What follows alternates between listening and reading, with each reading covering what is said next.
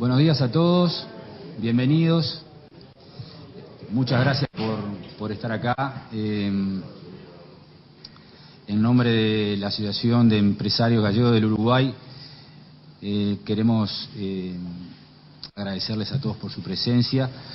Agradecerles, primero que nada, a la dueña de casa, a la señora embajadora,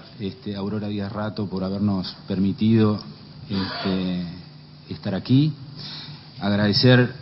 también al ministro de Industria, Energía y Minería, el ingeniero Roberto Kramerman, por facilitarnos su tiempo. Sabemos que el tiempo es precioso y permitirnos a nosotros también compartir esta información que naturalmente es de sumo interés para todos. Por supuesto, también aprovecho para agradecer a la consejera laboral, nuestra amiga Rosa, a los presidentes de instituciones españolas que están aquí acompañándonos, a autoridades que han decidido dedicar su tiempo en la mañana para acompañarnos también, a nuestros socios, a nuestros amigos, a todos ustedes, muchas gracias por estar acá. Primero que nada quería comentarles, para muchos de ustedes esto es una cuestión normal, nos conocemos, pero la Asociación de Empresarios Gallegos del Uruguay es una institución que tiene una historia, una rica historia, fruto de mucho trabajo, de muchos directivos que han pasado por esta asociación y que ya lleva 22 años y recoge en su masa social a muchos empresarios de descendencia gallega, española y que han formado parte del desarrollo económico de este país. Ellos y sus generaciones, porque ahora estamos justamente apostando a los descendientes, a todos nosotros que de alguna manera fuimos recogiendo lo que nuestros padres fueron cosechando a lo largo del tiempo. La Asociación de Empresarios Gallegos tiene básicamente 3 objetivos, podríamos decirle, que es el promover el desarrollo comercial como leitmotiv, estimular el espíritu emprendedor y para eso aprovechar la idiosincrasia que el propio gallego implica. Cuando uno habla del gallego emprendedor sabemos de qué estamos hablando.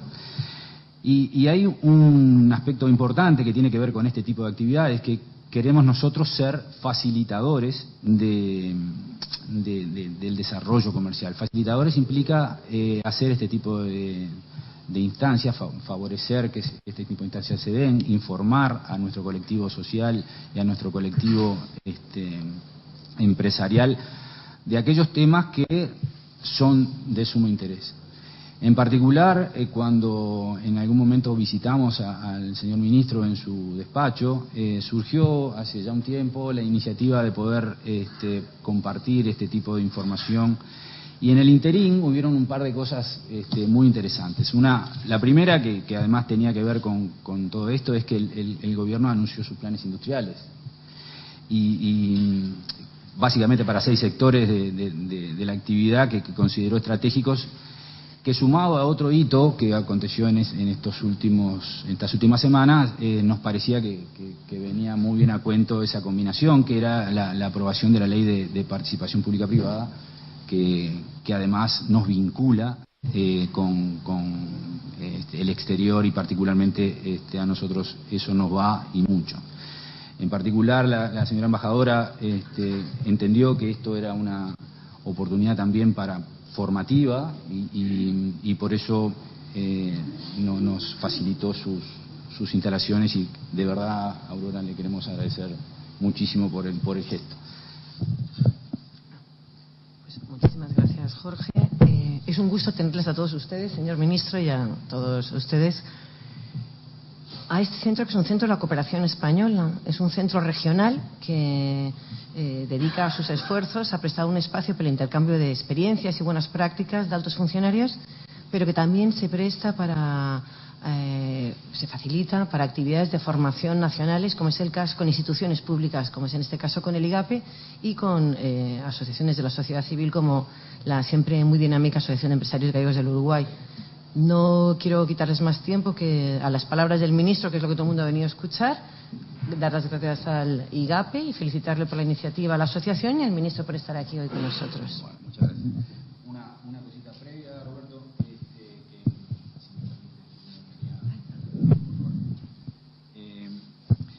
enganchado un minutito más, pero me parece muy importante. Esta instancia que tiene que ver con este objetivo que nosotros nos planteamos de facilitar con esta información y con este tipo de exponencias, está enmarcado en un convenio que nosotros hemos firmado con el Instituto Gallego de Promoción Económica el año pasado, y cuyo objetivo está en constituirnos nosotros como hablamos hoy, en un facilitador y ser un eslabón más en la cadena de desarrollo tanto de las empresas gallegas en el Uruguay o alrededor del mundo, como contribuir con el proceso de internacionalización que el IGAPE está desarrollando con las empresas gallegas desde España. En particular, hoy tenemos el honor de que participe en esta charla el director de internacionalización del Instituto Gallego de Promoción Económica, el señor Alfredo Castro Moral, que le damos la bienvenida y muchas gracias, Alfredo, por participar a la distancia. Buenos días o buenas tardes, no sé. Buenas tardes desde Galicia. ¿Me oís bien? Sí, perfecto. ¿Qué tal? Buenas tardes a todos. El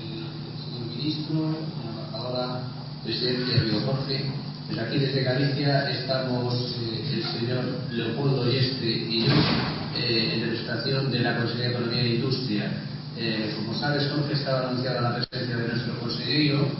Javier Fernández Guerra, pero por motivos ajenos a nuestra voluntad y causa de fuerza mayor no ha podido estar presente en esta interesante disertación. Como decía, es un placer y un honor para Galicia y para nuestro gobierno participar dentro del marco de colaboración que tenemos abierto con las asociaciones de empresarios en la red en el exterior, entre las que está AEU, en esta sesión de trabajo y presentación de tan interesante proyecto como es el Plan de Desarrollo Sostenible de Uruguay, que nos va a hacer el ministro Creyman. Por cierto, país que el año pasado, según nuestros datos, creció en PIB en torno al 8,5%, y en el que Galicia quiere incrementar su presencia empresarial y aportar know-how en sectores y experiencias de alto valor añadido en los que nosotros tenemos ya cierto recorrido. Actualmente Galicia exporta a Uruguay una cifra muy modesta, en torno a unos 35 millones de dólares, algo así como el 23% de lo que exporta a España. Enfrentamos ese 23%. Y estamos seguros que con operaciones como las que recientemente hemos firmado con el gobierno uruguayo, en la que el ministro Creyman ha hecho un papel determinante para la construcción de estas 3 barcazas para transporte de mercancías, nuestra presencia en Uruguay va a seguir y creciendo. Actualmente estamos exportando productos en el sector de alimentación, pescado, marisco, moda, tecnologías industrial, sector TIC y material de construcción. Desde IGAPE y la Consejería vamos a seguir apoyando a nuestras empresas gallegas para que tengan todo tipo de ayudas para implantarse en Uruguay, y las que puedan exportar desde aquí y tengan que mejorar sus líneas de producción o cualquiera de sus estructuras de prestación de servicios, estaremos en la misma línea. Reiteramos que este es un gran proyecto de interés para Galicia y desde luego agradecemos a EU, al ministro Creyman y a la embajadora que estén presentes en este momento tan decisivo. Bueno, muchas gracias, Alfredo. Vamos a estar seguramente en contacto y al final nuevamente vamos a pedirte, por favor, que nos des tu opinión acerca de la ponencia y unas palabras de despedida. Así que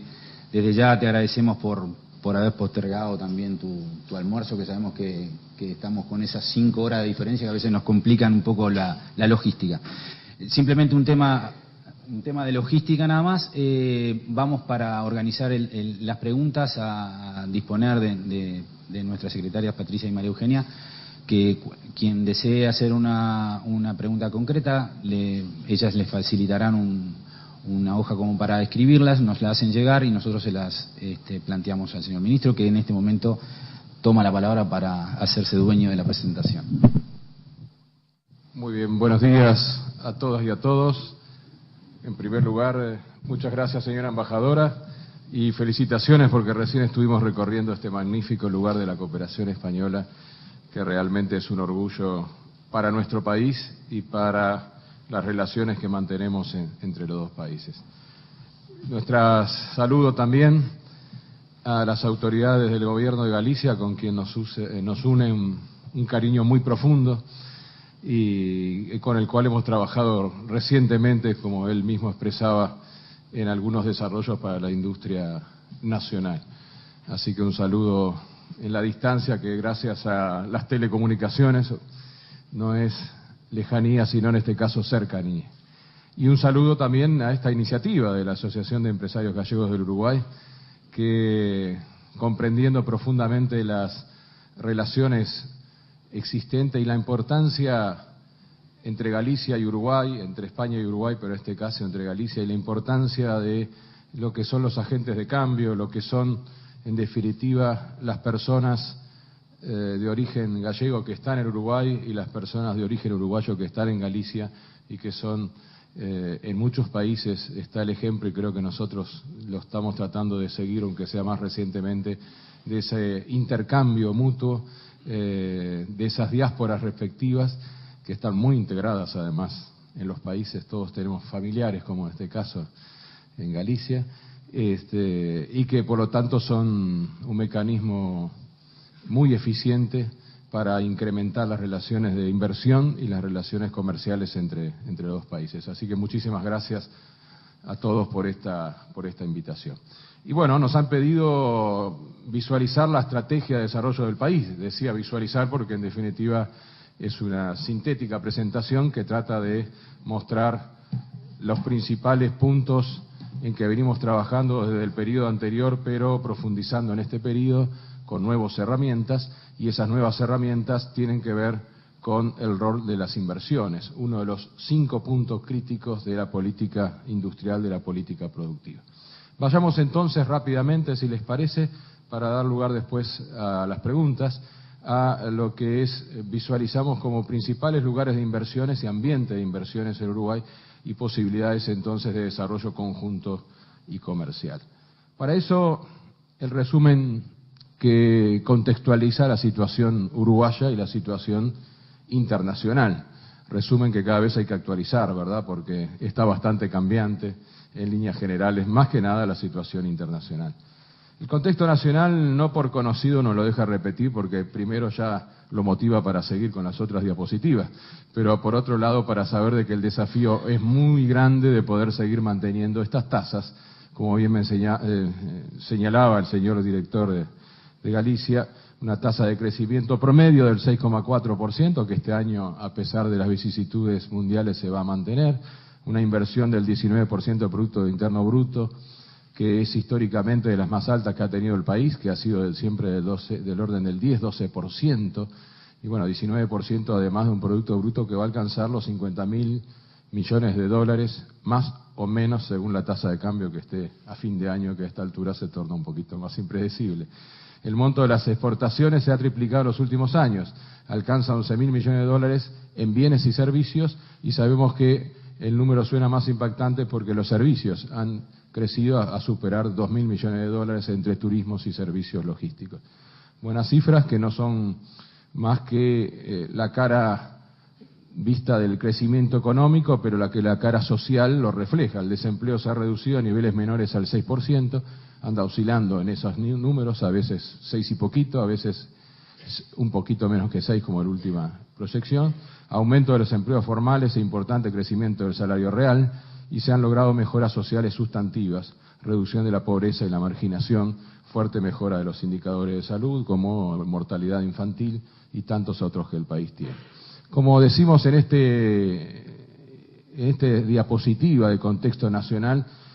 nos enfrenta a un desafío importante. 15.000 dólares per cápita al año significa dificultades para competir crecientes en los mercados internacionales, a no ser que logremos un aumento de productividad de la mano de la tecnología. Y para eso, evidentemente,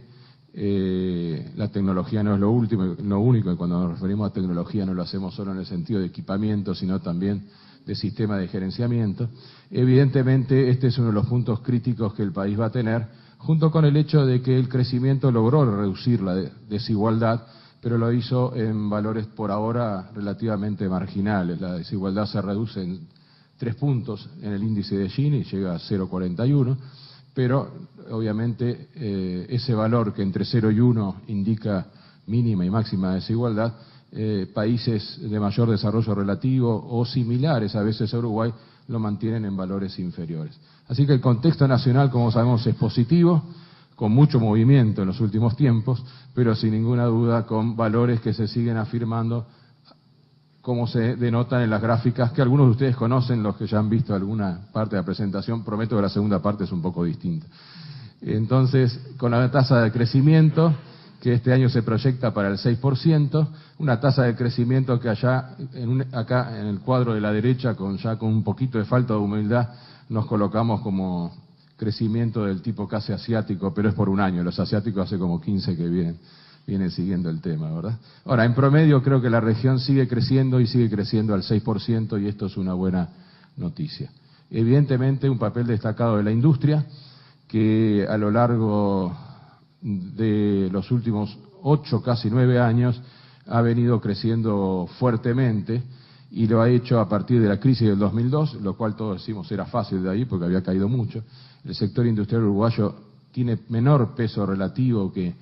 el promedio de la región, es un 15%, ¿no? El promedio de la región es un 20 y 21%. Quiere decir que tiene en esa comparativa demasiado simplista posibilidades para seguir creciendo, y así lo ha hecho en mayor medida que el Producto Bruto Interno. O sea, hay mucho más lugar para crecer en la industria, como ahora vamos a ver a continuación. Esto es lo que nos gusta mostrar cuando salimos al exterior. Aquí hay varias personas que nos acompañan de vez en cuando en estas salidas, y nos gusta mostrar entonces nuestra perspectiva en Sudamérica, y como no queremos mostrar en Sudamérica como lugar de inversión, Uruguay es un lugar muy respetado por su baja corrupción, su índice de democracia, su índice de libertad económica, su índice de prosperidad. Como ustedes ven, son los índices que actualizamos constantemente de 2010, 2011, calidad de vida sin ninguna duda, y bajo costo de vida, a pesar de que el dólar lo hace bajar y subir continuamente. Estamos en esos lugares de 4, porque creo que a todos los países los está haciendo bajar y subir continuamente. Pero también la comparación mundial nos da bastante bien. Siempre estamos ubicados en la zona media, por ahí, lugar 24 de baja corrupción, lugar entre casi 200 países, que es este ranking, lugar 21, siempre nos destacamos en esa parte, en índice democrático, en lo que la población estima cuál es el mejor sistema de gobierno que pueda tener un país, y en el índice de libertad económica, que como ustedes saben agrupa muchas variables distintas. Acá el promedio nos da bien, hay valores en donde el promedio nos da un poquito más bajo, en donde el valor individual es más bajo y otros más altos, pero en el promedio estamos ubicados al nivel de muchos países desarrollados. O sea, un país con estabilidad política y social, como dice el título, no porque nosotros lo consideremos en un rapto de falta de humildad, sino porque realmente los índices internacionales de organismos independientes así lo indican. Y este es un motivo por el cual la atracción de inversiones, que es primordial y es el tema de hoy, sigue fluyendo, sigue haciéndose por parte nuestra. Nuestro ministerio dedica bastante tiempo, pero junto con el organismo Uruguay 21, como ustedes saben, y con otros ministerios, pero nuestro ministerio dedica bastante tiempo al tema de la atracción de inversiones nacionales y extranjeras, pero está muy ayudado evidentemente por estas cifras generales de percepción que tiene el mundo acerca de nuestro país. Y esto, que la mayoría son antes de la Copa América. Bueno, después de la Copa América capaz algún puntito más tendremos. El contexto global, en cambio, como todos sabemos, lo podemos resumir estos 4 aspectos que nos interesan a nosotros desde el punto de vista productivo. Hay muchos más aspectos que tienen que ver con el contexto global, y no me refiero a la actualidad, sino lo que ha pasado en los últimos 20 años. En primer lugar, si nos ubicamos final de los 80, la década perdida de América Latina, o principios de los 90, es el momento donde gobierno Reagan, gobierno Thatcher y otros cambios en el mundo, se produce una reestructuración de la economía mundial, o sea, un cambio en la estructura económica mundial, en busca de una rentabilidad que había caído y estaba por niveles muy bajos o hasta negativos de las empresas en los países principales, y donde entonces en esa búsqueda hay un fuerte cambio en la reestructura productiva. Hay una asimetría entre la esfera de la realidad económica y financiera. Se propulsa de los organismos internacionales la liberalización financiera muy fuertemente, en algunos casos aceleradamente, y esto va a tener repercusiones importantes en que los flujos financieros son de varias decenas de veces de los flujos comerciales, y son parte, aquellas medidas de los años 80 y principios de los 90, que contribuyen a que el mundo vuelva a crecer. Como todo mecanismo en el sistema económico capitalista, ese crecimiento también entraña las causas de las nuevas crisis, como es la crisis del año 2008. La primacía de lo financiero sobre lo productivo y de los flujos de capitales entrando y saliendo a veces por ventajas específicas, a veces por temor, como es en este momento, provoca indudablemente que aún países con estructuras productivas adecuadas tengan crisis financieras si la percepción sobre la macroeconomía y sobre la prudencia bancaria no es la adecuada. Pero en definitiva, el otro punto del contexto global es, y el que más nos interesa para este tema de las inversiones, aunque el primero está muy relacionado, como vamos a ver, en definitiva, los flujos financieros, si van hacia inversiones directas, son positivas; si van hacia inversiones especulativas, que según la época uno lo llama especulativas, a veces, si no es arbitraje, ¿verdad?, pero que en definitiva son más volátiles, sin entrar a hacer juicios de valor, en definitiva pueden complicar a los países fuertemente. Entonces, el segundo punto que está más claro acá es el cambio de estructura económica mundial, que muy resumidamente significó la triangulación de las operaciones en las grandes cadenas de valor, apareciendo ahí China y antes Corea, Taiwán y luego Tailandia, Malasia, como grandes proveedores de mano de obra, el papel de la reinserción del ex mundo comunista, básicamente la Unión Soviética, como proveedores de materias primas, el papel de América Latina, en ese caso, y una creciente desindustrialización del mundo desarrollado. Esto también, que son efectos de las medidas de los años 80, lo que permitió la tecnología, que es procesos productivos contenidos enteramente en un país, y ¿quién no recuerda las fábricas nuestras hasta los años 70 y pico, en donde la fábrica hacía todo desde el principio hasta el final, y además tenía dentro de su propia empresa todo el mantenimiento, todos los servicios de todo tipo y demás? Da paso entonces a el recorte del proceso productivo en varios trozos, la alocación en diferentes países, y a su vez el hecho de que entonces comienzan a retomar crecimiento económico, pero los flujos de comercio entre los países crean desequilibrios, déficits comerciales importantes, que hoy son los que se están viendo en el fondo de la crisis financiera, que como siempre es una crisis económica. Decirlo más resumido, la estructura económica mundial cambia y, por ejemplo, es evidente que ahora muchos países analizan qué pasó con su estructura económica y por qué resultó tan vulnerable hacia los cambios de la economía mundial. Esto, que para Uruguay fue un tema negativo, porque en los años 90 ocurre una desindustrialización fuerte, al igual que en otros muchos países, para el año 2010 es un cambio positivo, evidentemente por dos factores. Primero, que al haber nuevas zonas crecientes, Uruguay recolocó su comercio en buena forma internacional, y eso llevó a que las crisis, como la del año 2008-2009, que en verdad se continúa ahora, nosotros la viéramos muy disminuida, porque nuestros mercados estaban muy diversificados y también diversificados los productos, al punto que el crecimiento cayó del 6-7%, pero solo hasta el 3%. El surgimiento de nuevas zonas, Asia y América Latina como grandes consumidores, trae como segundo aspecto de que el mercado interno pasó a ser muy importante, que nosotros siempre lo hemos despreciado relativamente, pero el crecimiento económico de los habitantes constituye ahora un mercado interno, que es otro de los motivos por los cuales las inversiones están viniendo al país. A veces cuando me preguntan, yo digo, bueno, las inversiones vienen por todo lo que decía un poco en broma al principio de la falta de humildad, bueno, por todos esos valores positivos, pero las inversiones vienen también porque hay un mercado muy grande que ha crecido. Después de todas nuestras exportaciones a Brasil, hoy son un valor récord, y el mercado interno también es importante, y las inversiones vienen porque la inestabilidad, la crisis económica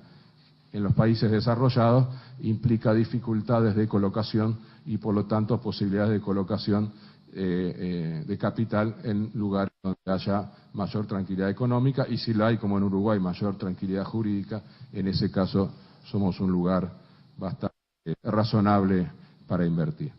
De todas formas, y a pesar de todos estos riesgos del ambiente internacional, se prevé la continuidad del crecimiento, muy diferenciado, bajo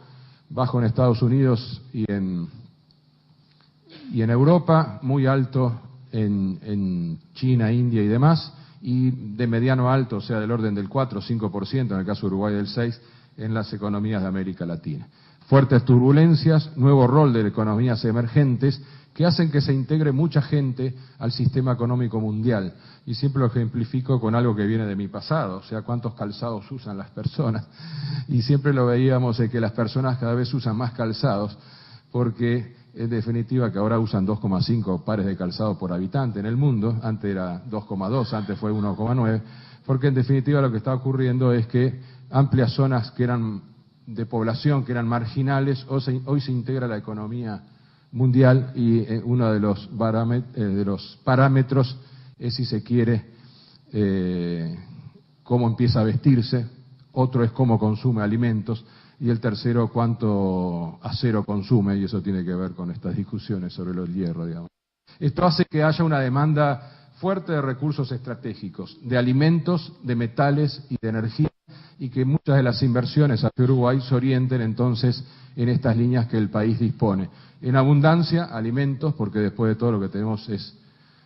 tierra con buena agua, energía, porque tenemos muchas posibilidades por el viento, por el agua y por el sol, que ahora vamos a ver, y metales, que es un descubrimiento reciente, que no es tan abundante, porque en general somos un país relativamente marginal en este tema, pero que dado los precios internacionales que han alcanzado estos elementos y que a pesar de estos días de baja se mantienen, en definitiva, el país empieza a ser importante en esos temas. Ese es el contexto global, entonces. ¿Cuál es la respuesta de política que el gobierno le ha dado a este contexto global, aunado a la dificultad de los buenos resultados relativos, que nos ubican todavía en la zona media, ¿no? Eso lo tenemos, creo, todos claro, $15.000 por persona al año, ¿verdad? El siguiente salto es llegar a la zona de los 21, 22.000 que si uno hace una gráfica de países, ingresos por persona, ve como nubes y no ve puntos que se van creciendo en forma continua. La siguiente nube es de esa zona, porque alrededor de los $15.000, bueno, nuestros vecinos de América Latina tienen 12.000 Argentina, 14.000 Brasil, eso sí, con una mayor, y Chile en ese orden, con una mayor desigualdad social. Uruguay es el país más igualitario de todos. ¿Cuáles son las respuestas entonces para ir al tema y a la política de desarrollo? Bueno, básicamente política macroeconómica equilibrada, difícil equilibrio entre inflación, déficit fiscal y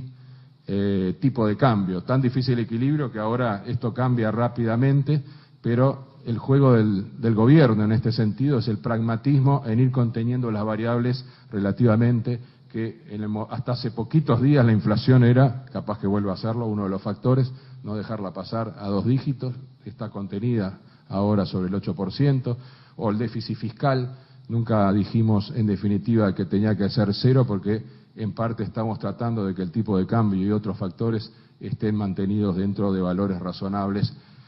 no los que desearíamos, porque no hay mejor política industrial que un tipo de cambio adecuado, pero sí por lo menos tipos de cambio razonables que no hagan la competitividad imposible. Política macroeconómica equilibrada, control del sistema financiero, que vaya si aprendimos bastante en el año 2002 y que hoy es una fortaleza que tiene el país en ese sentido, con un Banco República muy fuerte y varias instituciones bancarias, en este caso de origen español bastante importante, clima de negocios adecuados. Luego, lo que todos sabemos, infraestructura, inversión, lo remarqué porque ahí es uno de los puntos donde hay posibilidades fuertes de inversión. Y esa inversión puede ser en transporte, en energía, en telecomunicaciones. En energía y telecomunicaciones, evidentemente estamos dotando a las empresas del Estado de los volúmenes más importantes que registra la historia. Fíjense en que la historia por lo menos conocida, en cuanto que en el periodo de 5 años UTE tiene la capacidad de inversión de $1.350 millones y ANCAP tiene una capacidad de inversión de $1.000 millones y la está efectuando. Esta tarde hace un anuncio sobre una inversión importante, pero eso no nos alcanza, necesitamos la iniciativa privada, necesitamos el know-how internacional y ahí entonces